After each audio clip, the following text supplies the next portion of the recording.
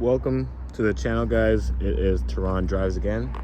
Today I'm going to be breaking down the differences of this i5 M60i compared to the standard i5.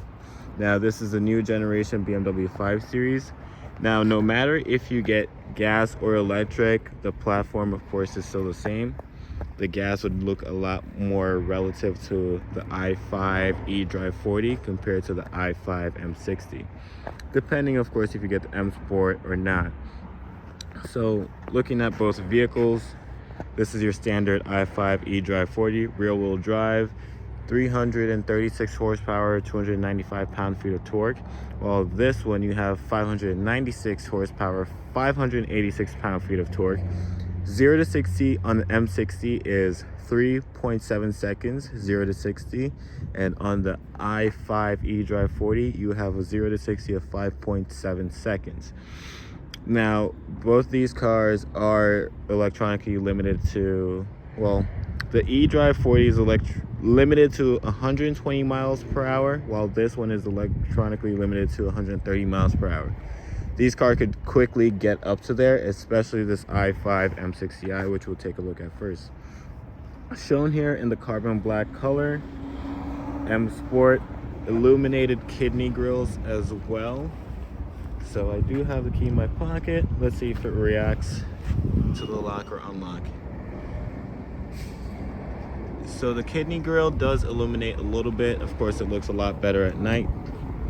Coming around to the side, you do see the red calipers, which always pop against this carbon black. Sticker price on this one is $91,000.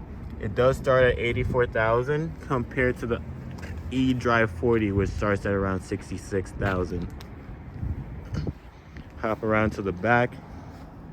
i5, M60, and again, no matter if you get gas or electric, these are both electric, BMW is now hiding the tailpipe on the 5 Series.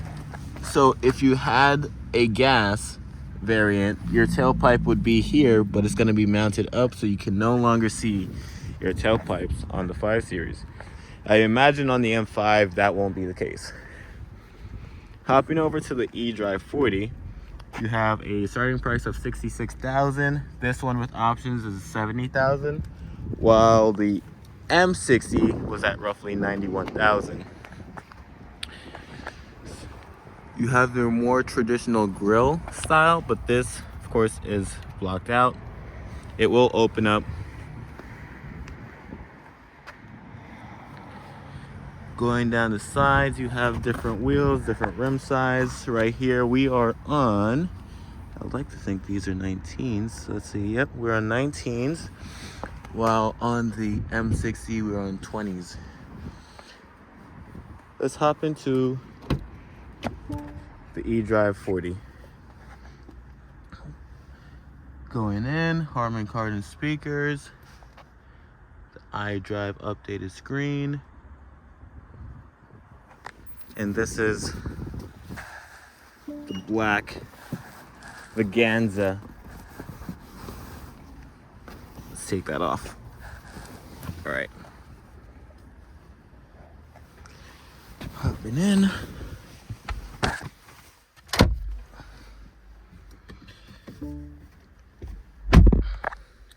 Hit or start stop. So start stop, or because I guess there's not really gears. Our selector is here. Park button's here. All your features, of course, is now integrated into the new screen. This car is not PDI'd, but I know the i5 M60 is, so what we'll do is we'll just quickly hop into that one. But nothing much has changed. The steering wheel, of course, is going to be different on the M60 variant compared to this eDrive40. So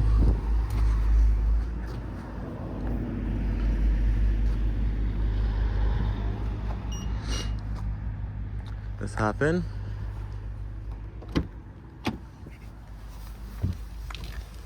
First thing that you'll notice, well, the difference is the steering wheel. You now have this 12 o'clock stripe. You also have M steering wheel, and also this new carbon fiber trim. Now I say new carbon fiber trim because this doesn't look like any other trim that you've seen, or carbon fiber trim that I've seen in any other M models. But it's a beautiful carbon fiber inlay. Let's switch your modes. Let's switch it to M mode or sport mode so that you have the dual colorways going. So it starts off with red, then you can see the blue interchanges. So on the left hand side you have more of a red colorway. On the right hand side you have a lot more of like a blue colorway, which is representative of the M colors, of course. Now we're on. This is what the car looks like once you're actually on, once it's been PDI'd. Again, with the i5 M60, you can get up to 256 miles of range. On the eDrive40, you could get up to 296 miles of range. Your cup holders also have your ambient lighting, wireless phone charging, phone storage, cup holders,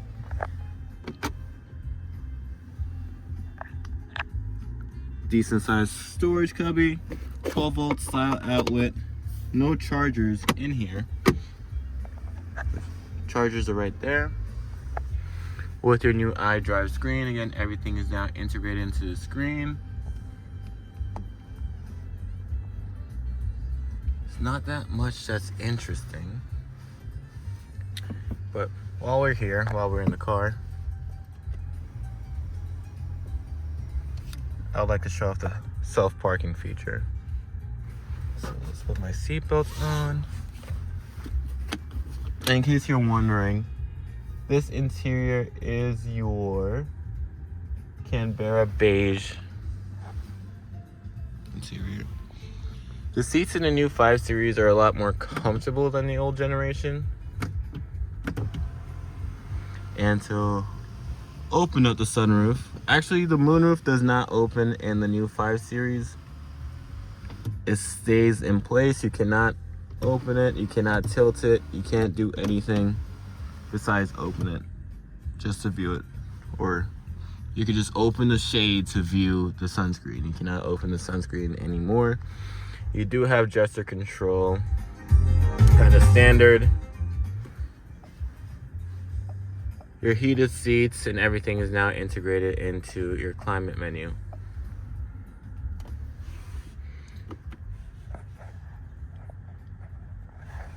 Okay.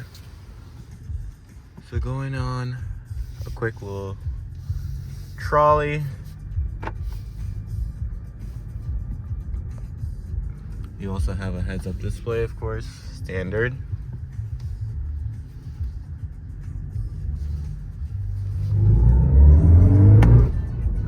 You do have iconic sounds, depending on the mode you're in.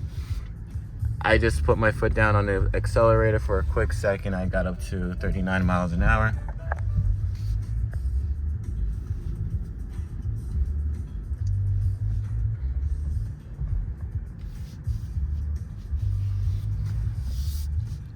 Now, as you enter a parking lot and you get to a place that you want to park, you just want to hit your parking assist button.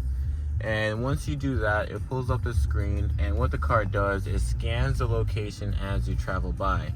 So it typically won't pick up on the spot until you passed it. Once you passed it, you could select the car to reverse park. So you could parallel park, you could park back in, or you park back forward, or parking forward or parking back in. If I tap that button, all I have to do is take my foot off the brake and the steering wheel, and the car will self-park itself. So again, I'm not doing anything, my foot's just here. The car is self-parking.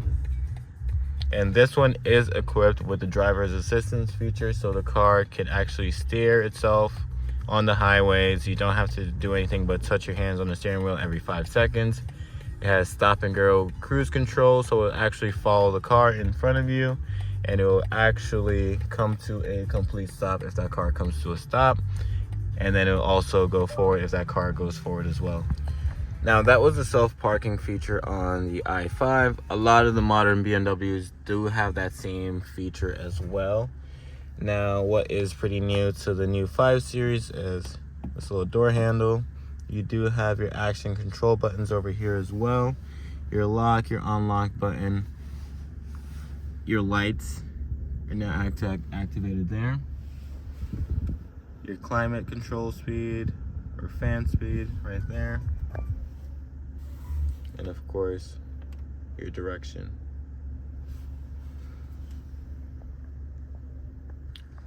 I'm just trying to think of anything else that I could show you that's new with this new i5, but it's pretty standard, and it's gonna be the same thing with the eDrive40. The ambient lighting won't be the same, of course, because this one is the M Sport package. Until you opt for that M Sport package, you do lose the steering wheel, the little ambient lighting, and the nice shadow line touches that you get on the exterior of the car.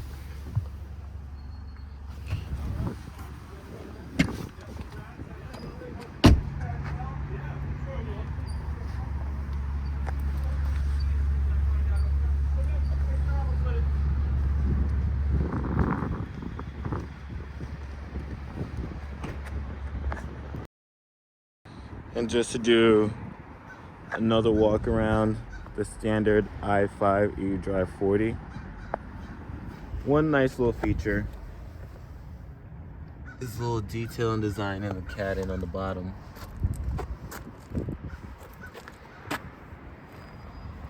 Let's hop around to the trunk. Yeah, this one's not PDI, so it's not opening automatically.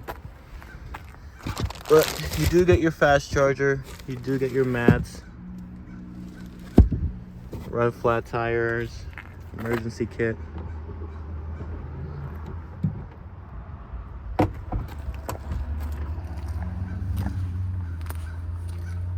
Five Series symbol on the side, charging port.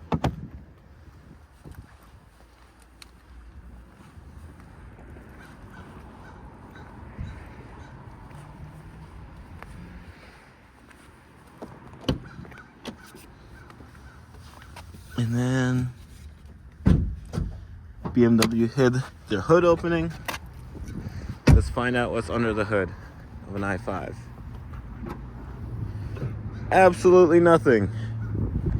If you do remove the plastic covering, which I think there's 1, 2, you do have some space. Can't really store things under there. You can technically, but BMW says you can't. But hey, you can. And that's not closed. There we go.